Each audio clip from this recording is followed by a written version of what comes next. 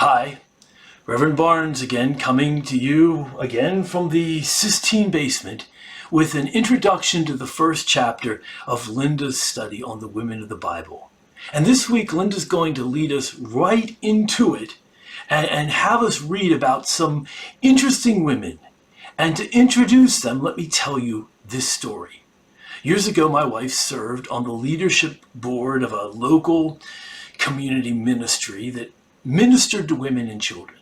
And this ministry was not owned or run by any single church, and the leadership team consisted of a number of Christian women and a rather forceful male pastor.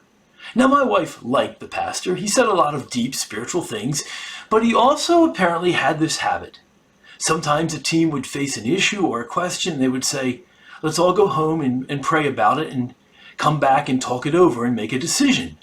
Well, the male pastor, the man, had this habit of coming back and saying, well, I prayed about the question, and God gave me an answer. Let me tell you what we need to do.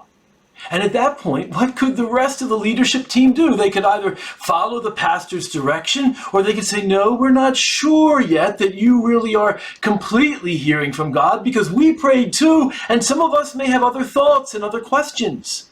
I mean, that might have been an honest response, but would have caused a conflict. Now, let me say, there is a leadership style in which the pastor announces the vision and direction and everybody follows it. And I know when making decisions, who wouldn't want to know the will of God if someone would just tell us? But this ministry was a community endeavor.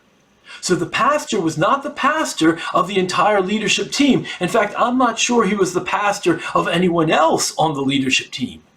And it turns out this pastor later made it clear that he did not believe that women should exercise spiritual authority on anything like the plane he was on as a man. Now, I understand that mindset.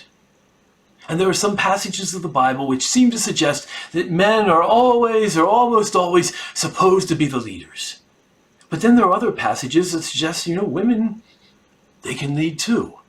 And we will never sort out all of these scriptures to everyone's certain satisfaction until we get to heaven. But for the next few weeks, we're going to do something that should help us all to put our convictions about this into perspective. For the first 3 weeks of the study, we're going to read the accounts of women in the Old and New Testaments who were leaders. And by the way, later in the study, we're going to read the accounts of women in the Old and New Testaments who were humble servants.